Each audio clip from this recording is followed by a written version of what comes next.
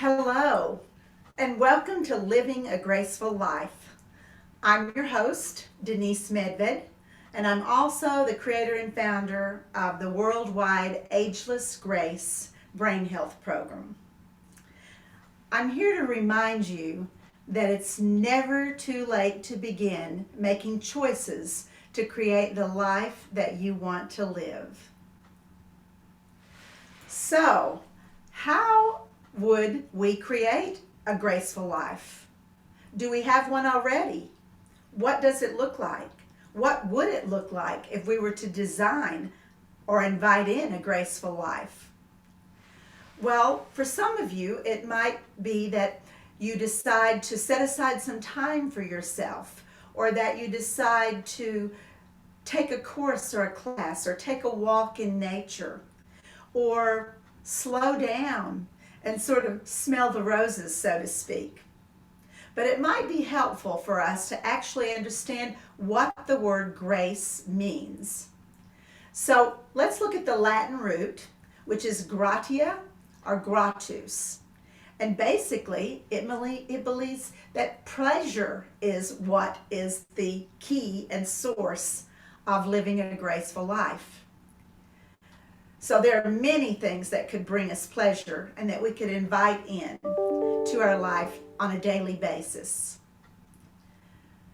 So there are many definitions of the word graceful also. Obviously, it means full of grace, full of pleasure.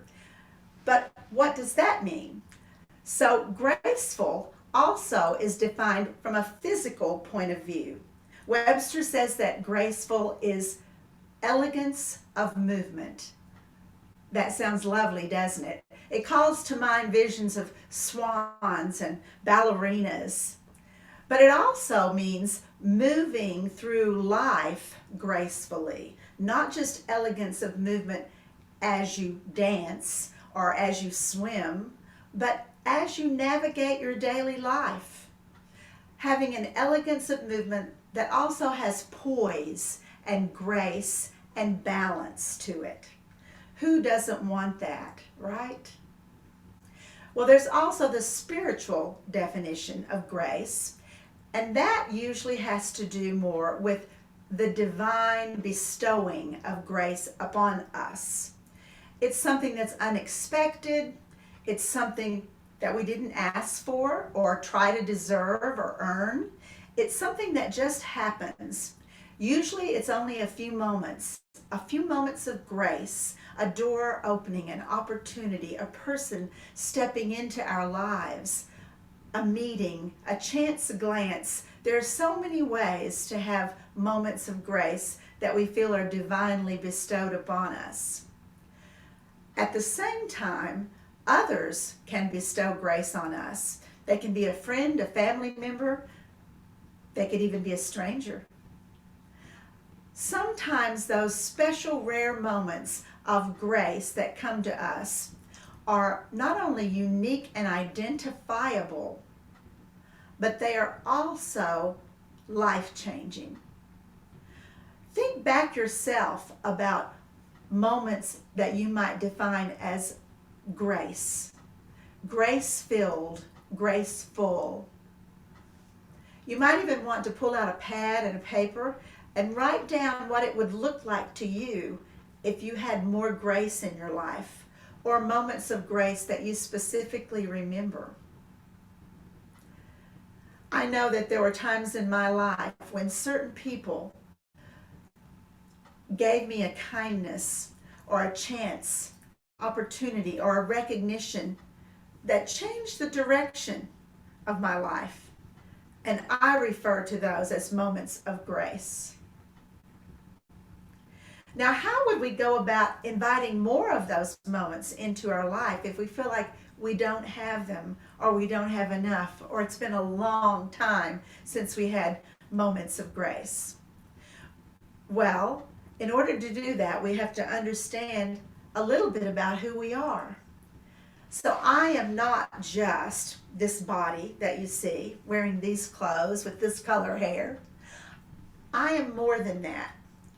I am that and more. So I am the physical Denise, the physical body that is Denise.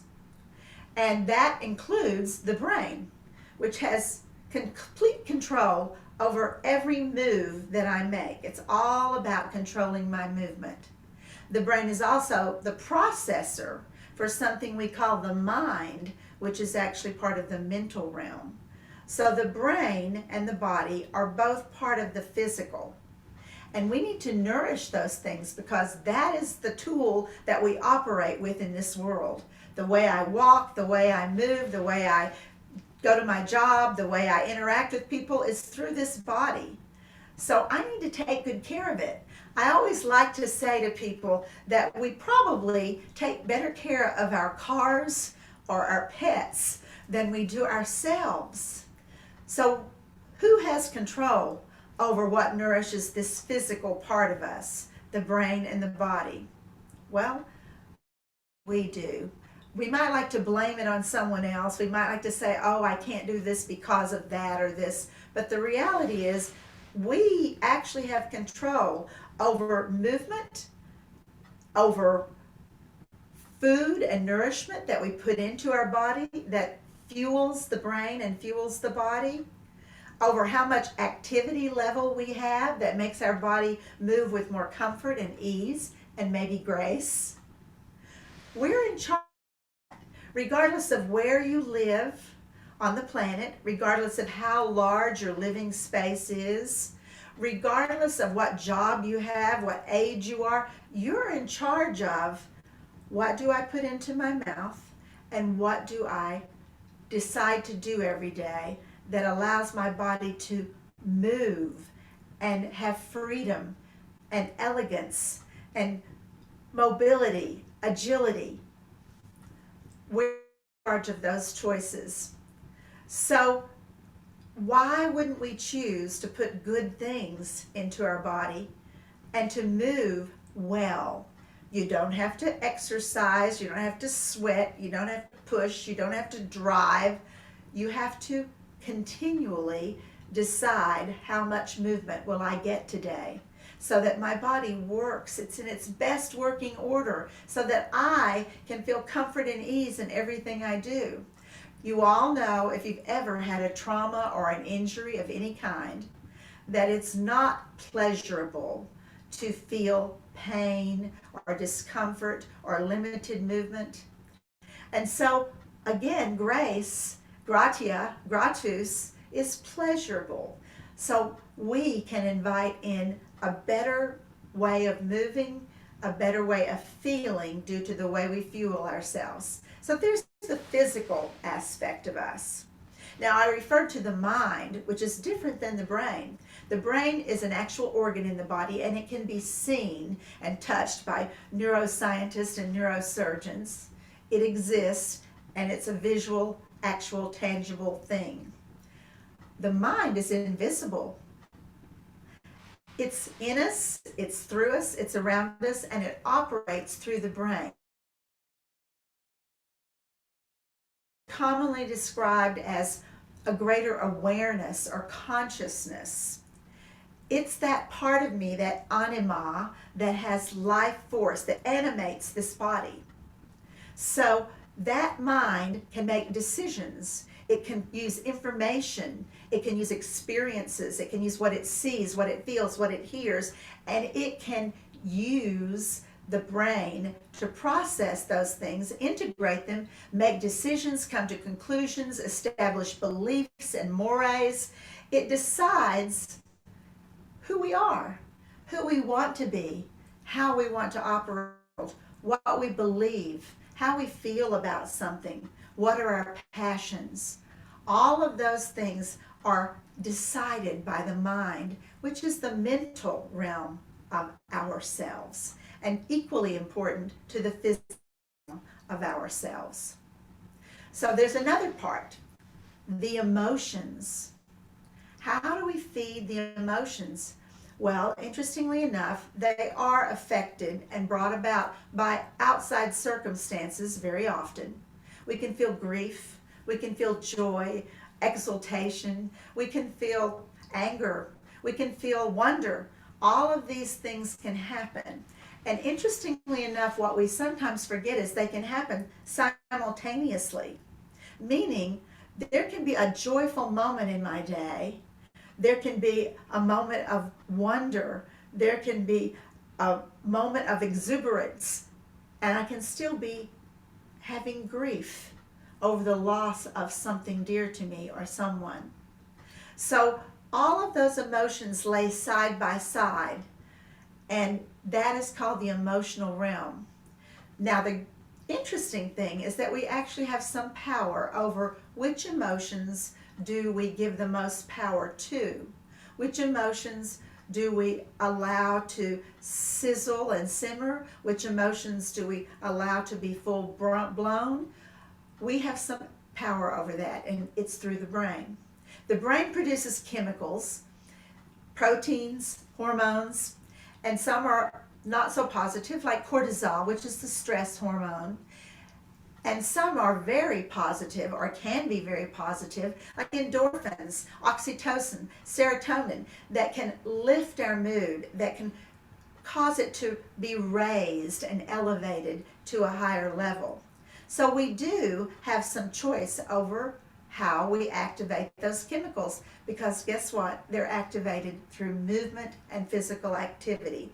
Many of you know that when you go for a walk, a brisk walk, when you're angry or upset or emotional about something, that guess what? You start walking, you start moving, and the anger sort of balances out. It's not so overriding. You start to notice that there are other emotions like appreciation or gratitude for the nature that you're walking through.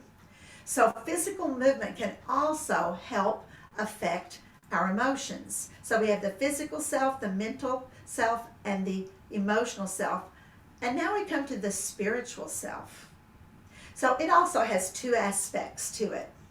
There is your spirit that is uniquely you, the spirit of you, your energy, your personality, that part of you that makes you you. I've been told that one way to describe your spirit is that is your unique thumbprint. There's no one who has a spirit like your spirit. So we need to nourish that spirit. And you know what makes you happy, what gives you pleasure, what lifts your spirits, literally and figuratively. What is it? Is it a walk? Is it an animal or a pet? Is it singing? Is it dancing? Is it moving? Is it painting? What are the things that nourish that part of you that loves those things and wants more of it? So that's another critical component to being able to have a graceful life. What nourishes you and feeds you? I love color. I love beautiful surroundings. So that's one reason I hold this TV show in this room, because I love this room. It makes me happy. I like the fire. I like the colors. Not far away where you can't see them, I have an old English sheepdog and a big orange Maine Coon cat. They feed my spirit. They nourish me. And all of you have those things. But ask yourself, have you been giving yourself the time and the opportunity to nourish your spirit? Have you put other things, other people, other obligations and responsibilities completely before yourself, so that you're not nourishing the spirit of you? Very, very important to living a graceful life. Now, the other part of that spiritual self is what I call spirituality, and it has a few aspects to it as well. Spirituality is usually a practice of some kind that we do daily, weekly, monthly, twice a day. And it's a practice that puts us in touch with something greater than ourselves, something divine, something that is a higher power, for example. And those practices cause us to connect to that and give us, guess what? Greater pleasure in our day, greater poise, greater balance, greater elegance of movement through our life and our day, more grace. So there are organized practices that go with different faiths and beliefs, where you might join with like-minded people, for example, and go to a specific place of worship, and you might celebrate together those things that you believe. You might be in front of an altar that has symbols on it that remind you of your spiritual practices and beliefs. But there's also another part to spirituality which is very individual, and that's your own personal practice. And you may have one or more already, or you may want to invite more grace into your life by choosing to have a spiritual practice. So what could that look like? What could that be like? Well, first of all, it could be reading at a certain time of the day, things that inspire you. It could be reading from a holy book or a poetry book or a book of daily devotions. It could be taking walks in nature and contemplating your surroundings or getting in touch with your five senses. It could be writing or journaling about thoughts that come to you as you sit quietly. It could be being still or meditating. It could be dancing and celebrating at a certain time every day, or at least once every day, or 3 times a week. It could be so many things that are your personal spiritual practice. So all of those parts of us, however, make up the whole that is you and that is me. And all of those parts want and seek more grace. So are in charge of giving more grace to your physical self, your mental self, your emotional self, and your spiritual self. There are lots of tools that can help us do this. One is to just get started. Make a change. Say, tomorrow I'm going to do more of this, or I'm going to do this for the first time, or 3 times this week I'm going to make a place on my schedule to invite in more grace, physically, maybe mentally, maybe spiritually, maybe emotionally. Make a change. Put it on your calendar. Make yourself important, because when we have more grace, then we're also more capable of bestowing grace on others. A graceful moment, a graceful word, a graceful gift, a graceful appreciation. There's so many ways that we can enhance and enlarge the grace in our lives, which I remind you again is the pleasure in our lives, the pleasure quotient, the pleasure possibility of what we can have on a daily basis. Again, regardless of outside factors, those are choices that we make for ourselves. So one of the choices that I make on a daily basis is movement. I've already mentioned how that affects the physical body from a point of ease and comfort, from a point of mobility and being able to feel well in life. Movement also affects the brain, because the brain's in charge of all the movement that we make. And of course, movement affects the mind, because the mind goes through the brain to make those decisions and choices and establish those beliefs. The brain and the body also have to do with the movement of the emotions. Many times we might dance or work out or exercise to help process or move emotions through our body. So movement to me is a very important part of my daily practice. And it also nourishes my spiritual self. It can cause me to release those endorphins and have a better outlook on life. It can cause me to remind myself of who I really am, who I want to be, and how I want to relate to others and the world around me. So I'm going to show you a simple tool. There are 21 different tools in the Ageless Grace program, and this is one of them, and it's called Spelling Bee. It's something simple that you could invite into your day and do anywhere, anytime, as long as you have a chair. So seated causes our brain to engage with our body and decide how would we do this from a seated position. So you don't need lots of space, you don't need lots of equipment. All you need is a little music and some bare feet or fitted socks and a chair and the willingness to play a little bit. Play is a word I haven't mentioned until now, but play is a form of grace that we can invite into our lives. It usually involves taking a little risk at looking silly or trying something new or discovering something we haven't done before or doing something that we have done before but in a different way. So I invite you to take your shoes off, sit in a comfortable chair, and I'll play a little music. You can play any music that you like when you're doing this on your own. And we're going to do a little spelling bee. So what is spelling bee? It's not spelling on a piece of paper. It's not spelling out loud. It's spelling with body parts like elbows and your nose and your belly button. And so right away, it's silly, it's playful, it's uplifting. It adds just a few moments of fun and joy and possibly grace into your life. So let's play a little bit of spelling bee.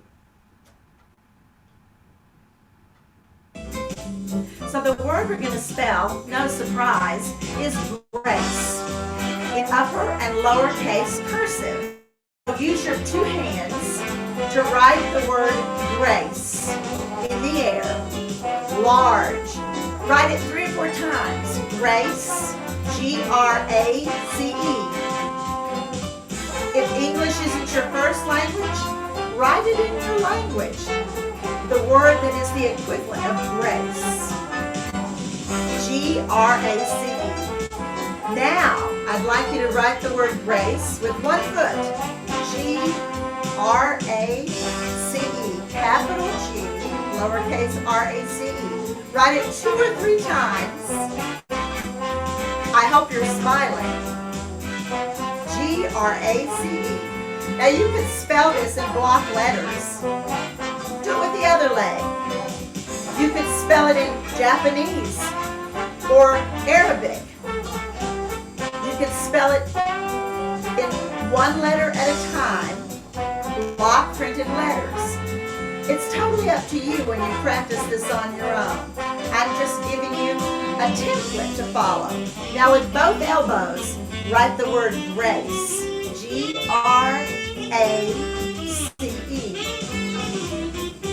G-R-A-C-E.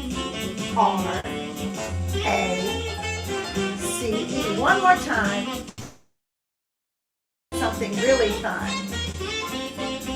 We're going to spell grace with our belly button. Here we go. G-R-A-C-E.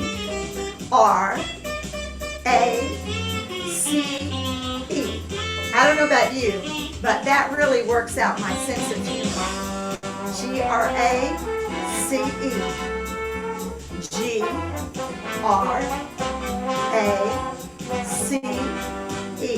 Now, how about your nose? G-R-A-C-E.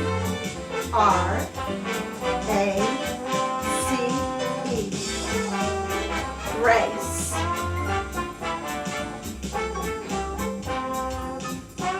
One more time. Grace.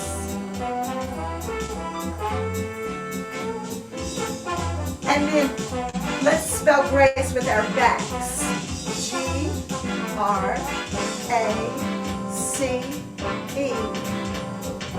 G-R-A-C-E.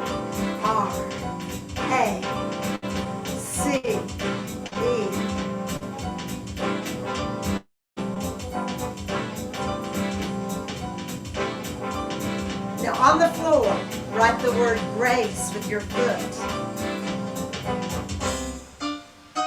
And write it with this foot. Now that was totally silly and playful, but look how much movement you got out of it.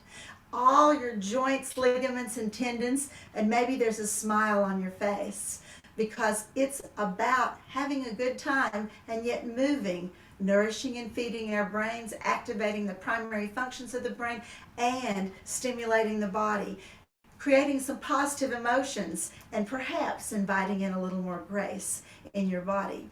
So if you'd like to know more about the other 20 tools of Ageless Grace, please visit our website, agelessgrace.com.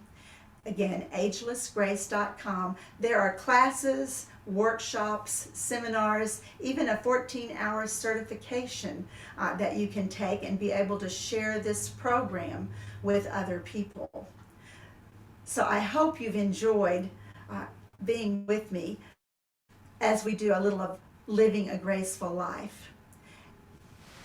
I want to remind you that it's never too late to begin making choices to create the life that you want to live. And I always like to end my program up with a question. And that is this today. What if every one of us watching made the decision to create some time for grace in our lives this week? Not the ones that are spontaneous and unexpected and surprising or bestowed by the divine or another person, but the grace that we bestow upon ourselves. What if you carved out a little time in your calendar, on your day timer, on your cell phone, and said, that's my time for grace. I'm going to invite it in. You might be surprised at what happens when you create a window of opportunity, when you make a change or a choice for change.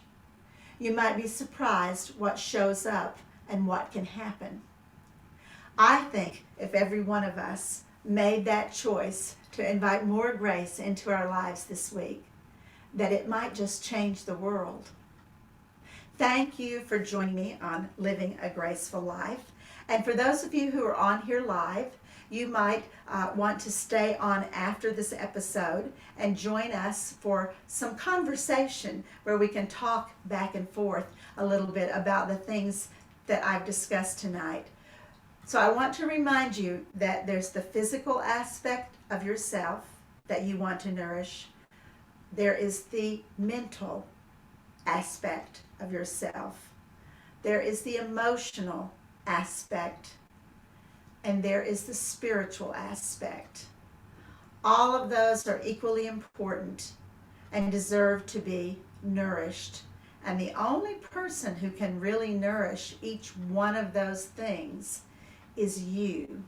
You're the one who makes those decisions, whether they be small, like what color am I going to wear today, or where am I going to sit when I listen to my music today, or where am I going to walk when I take my walk.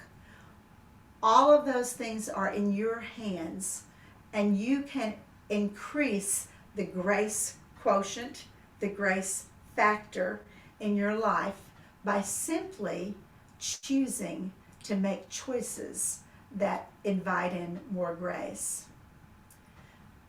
So once again, don't forget, you're the one in charge. You're the one who can begin to make choices to create the life that you want, and no one else. Thank you for being here with me on Living a Graceful Life.